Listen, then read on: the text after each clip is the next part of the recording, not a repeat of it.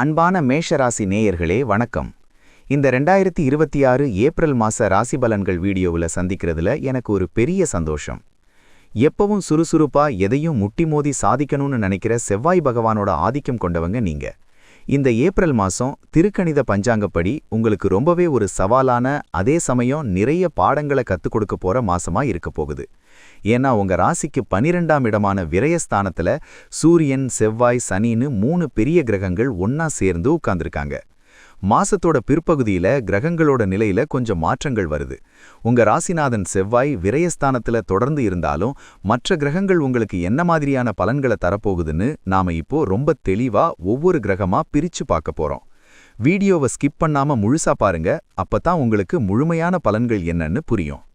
சூரிய பகவான் இந்த மாசத்தோட முதல் பாதியில உங்க ராசிக்கு 12ஆம் இடமான மீன ராசியில உட்கார்ந்திருக்காரு. 12ஆம் இடத்து சூரியன் அப்படிங்கிறது